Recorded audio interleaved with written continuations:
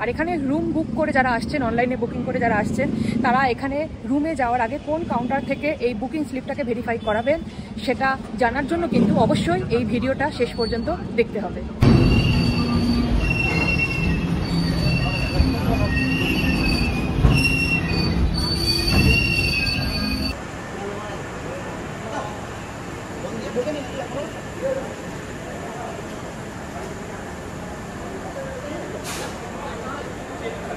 আর এই যে 2 নম্বর প্ল্যাটফর্মে আমি এখানে এসেছি, এইখানে আসানসোলের রিটায়ারিং রুম রয়েছে।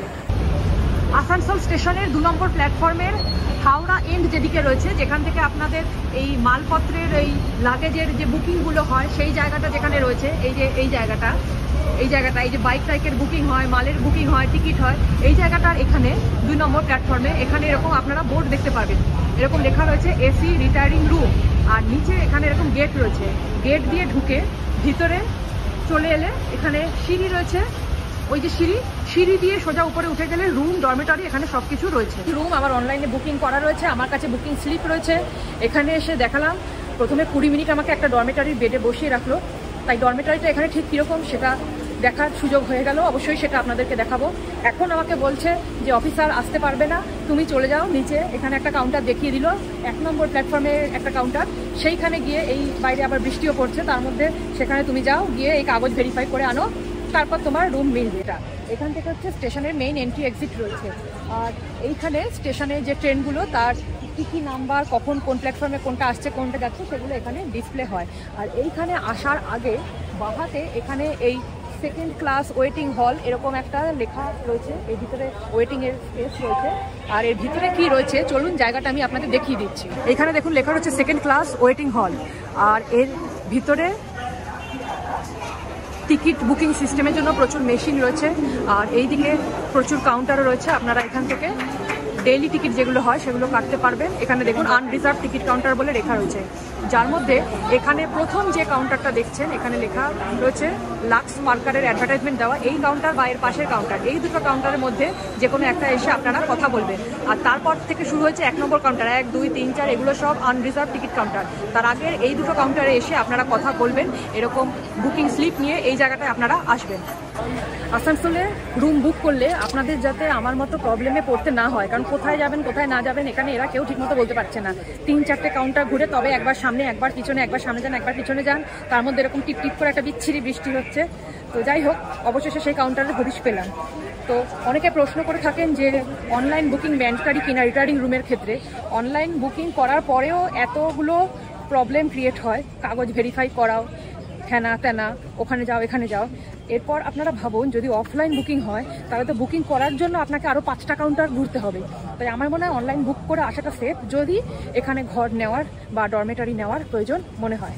আসানসোল স্টেশনের মেইন এন্ট্রি এক্সিট পয়েন্টে এখন দাঁড়িয়ে আছি। পিছনে এটা হচ্ছে স্টেশনের মেইন বিল্ডিং, আর পিছনে এই যে হোয়াইট কালারের বিল্ডিংটা দেখতে পাচ্ছেন, এই বিল্ডিংটা হচ্ছে রিটায়ারিং রুম এবং এসি ডরমেটরি বিল্ডিং। আমি এখন যাচ্ছি রুমে, আর ততক্ষণ আপনারা দেখে নিন এখানকার এসি ডরমেটরিগুলো কীরকম। মেইন ডোর দিয়ে এন্ট্রি করার পর ভিতরে এরকম চারিদিকে কেবিন সিস্টেমে রয়েছে ডরমেটরি বেডগুলো সাজানো। টোটাল 9খানা এখানে কেবিন রয়েছে, প্রত্যেকটা কেবিনের মাথার উপরে কেবিন নাম্বার 1, কেবিন নাম্বার 2 এরকম লেখা রয়েছে, আর লাস্ট কেবিনটা এটা কেবিন নাম্বার 9 রয়েছে। ভিতরে এসি রয়েছে, এদিকে একটা এসি রয়েছে, এখানে এটা কেবিন নাম্বার 2, এখানেও একটা এসি রয়েছে, তবে দেওয়ালগুলো প্রচণ্ড ড্যাম্প, খারাপ অবস্থা। উপর দিকে আপনি ফলস সিলিং পেয়ে যাবেন, বেডের সঙ্গে প্লাগ পয়েন্ট, লাইটের অপশন রয়েছে, আর এরকম একটা সিঙ্গেল বেড রয়েছে। আর এখানে বেডে চাদর ওরা দেবে, ব্ল্যাঙ্কেট দেবে, পিলো কভার দেবে। তবে এখানকার ডরমেটরি সব থেকে খারাপ জিনিস যেটা আমার লাগলো, ডরমেটরির যে কম্পাউন্ড এরিয়া সেখানে কিন্তু ওয়াশরুম, টয়লেট, স্নানের জায়গা সেটা নয়, সেটা কিন্তু রুমের এরিয়া থেকে বেরিয়ে টোটালি আউটসাইডে। আর ডরমেটরিগুলোতে কেবিন সিস্টেম করা, কেবিন নাম্বার দেওয়া, কিন্তু কেবিনগুলোর কোনো ডোর বা একটা অ্যাটলিস্ট পর্দা সেরকম কিন্তু কিছু নেই। তো এটা আমার নেগেটিভ পয়েন্ট লাগলো। এবার চলে আসি রুমের প্রসঙ্গে। এটা হচ্ছে আমার রুম, অটোমেটিক আমার ব্যাকড্রপে আপনারা গোটা রুমটা দেখতে পাচ্ছেন। এটা হচ্ছে এখানে এসি ডিলাক্স ক্যাটাগরির রুম, যে রুমটা 24 ঘন্টার জন্য ভাড়া হচ্ছে 950 টাকা। তবে তার সঙ্গে আরও 20-25 টাকা আপনার অ্যাড হবে যখন আপনি বুকিং করবেন, কেননা ওই সার্ভিস চার্জ, তারপর IRCTC কনভেনিয়েন্স চার্জ হ্যানা ত্যানা থাকে, তো সেগুলো নিয়ে ধরে রাখুন 975 মতো আপনার আসবে। এখানে টোটাল আমি যা দেখলাম 7খানা রুম রয়েছে। তো তার মধ্যে এই রুমটা কীরকম সেটা আগে আপনাদেরকে দেখিয়ে নিই, তারপর বাকি কথা বলছি। রুমের দরজা দিয়ে এরকম ঢুকছেন, ঢোকার পর এদিকে এরকম হুক দেওয়া রয়েছে, আপনারা আপনাদের প্রয়োজনীয় জিনিসপত্র ঝোলাতে পারবেন। এদিকে একটা টিউবলাইট রয়েছে, এখানে ভিতরে দরজা আটকানোর সিস্টেম হচ্ছে, একটাই মাত্র এরকম ছিটকিনি রয়েছে। তারপর এখানে লাইট, ফ্যান, রেগুলেটর, প্লাগ এই অপশানটা রয়েছে। নেক্সট একটা জরুরি জিনিস দিয়েছে যে রিটায়ারিং রুমের ব্যাপারে কোনো রকম কমপ্লেন যদি থাকে রিটায়ারিং রুম এবং ডরমেটরি দুটোর জন্যই, তাহলে সেটা আপনারা অনলাইনে এই অ্যাপ নাম দিয়ে দিয়েছে রিটায়ারিং রুম, যে অ্যাপ রয়েছে সেটা ইউজ করে আপনারা এইভাবে এই পরপর কীভাবে স্টেপ ওয়াইজ ইউজ করতে হবে সেটাও লেখা রয়েছে।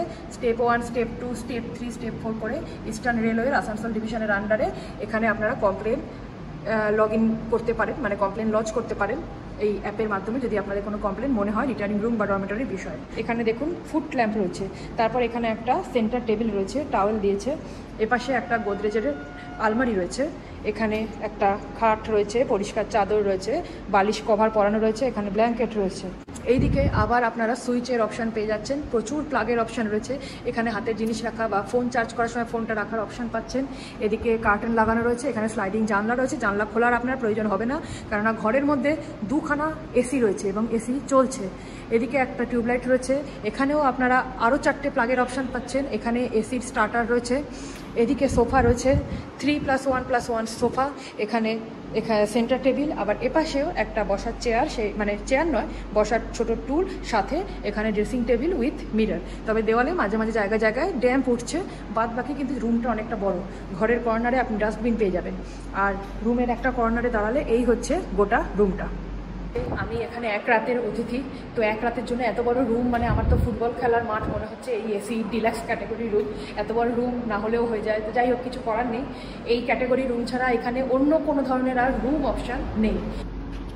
পিভিসি ডোর রয়েছে, এখানে এরকম একটা রুম রয়েছে, এখানে আবার আপনি ডাস্টবিন পাচ্ছেন, এখানে অ্যাকচুয়ালি ড্রেস চেঞ্জিং পারপাসের জন্য জায়গাটাকে আপনি ইউজ করতে পারেন। উপরে লাইট দেওয়া রয়েছে, এদিকে এরপর হচ্ছে বাথরুম জোনটা শুরু হচ্ছে, এখানে আর একটা দরজা দেওয়া রয়েছে। আর এখানে এই বাথরুমের ফ্লোরের সঙ্গে এই ফ্লোর কিন্তু একদম সেম লেভেলে, তাই জল ইউজ করার সময় একটু কেয়ারফুলভাবে ইউজ করতে হবে।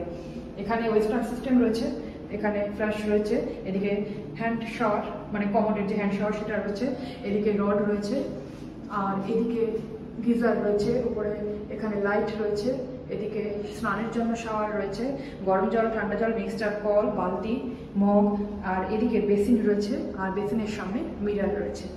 আর ফ্লোরটা ওই কম বেশি নোংরা পরিষ্কার পরিচ্ছন্ন মিলিয়ে মিশিয়ে রয়েছে। রুমের প্রসঙ্গে বলে দিই, এখানে যে 7টা রুম রয়েছে, চেষ্টা করবেন তার মধ্যে 1, 2 আর না হলে 3, 4, 5 এই রুমগুলোর মধ্যে অপশানটা বেছে নিতে আর কি। কেননা 6 আর 7 নম্বর রুমের পজিশনটা যেখানে, সেটা খুব একটা ভালো পজিশন নয়, কেননা 6 আর 7 নম্বর রুমের সামনেই হচ্ছে ডরমেটরিতে যারা থাকবে তাদের ওপেন বাথরুম টয়লেট এরিয়া। আসানসোলের রিটায়ারিং রুম এবং ডরমেটরি কী রকম রয়েছে, কী রকম প্রাইস রয়েছে, সবটা আপনাদের সামনে বলে ধরলাম। ভিডিওটা কেমন লাগলো অবশ্যই আমাকে কমেন্টে জানাবেন, আর ভালো লাগলে লাইক, শেয়ার, সাবস্ক্রাইব করে আমার চ্যানেল ট্রাভেল ডায়েরি অ্যান্ড ভিআরসির সঙ্গে থাকবেন। আগামীকাল সকালে আমি এখান থেকে হাওড়ার উদ্দেশ্যে রওনা দেবো অগ্নিবীণা এক্সপ্রেসে। আগামী পর্বে থাকবে আসানসোল থেকে হাওড়া পর্যন্ত অগ্নিবীণা এক্সপ্রেসে ট্রেন জার্নির গল্প। সো আমার চ্যানেলকে সাবস্ক্রাইব করে আমার চ্যানেলের সঙ্গে থাকবেন, এরকম আরও সুন্দর ট্রেন জার্নি এবং বিভিন্ন জায়গার স্টেশনের রিটায়ারিং রুম এবং সেগুলোর বুকিং প্রসিডিওর এবং ভিতরের ইন্টারনাল আরও ছোটো ছোটো খুঁটিনাটি বিষয় সম্বন্ধে জানার জন্য। সো আজকের মতো আসানসোল থেকে জানাই গুড নাইট। ভিডিওটা আজকে এখানেই শেষ করছি, খুব শীঘ্রই নিয়ে আসবো অগ্নিবীণা এক্সপ্রেসের ট্রেন জার্নির গল্প।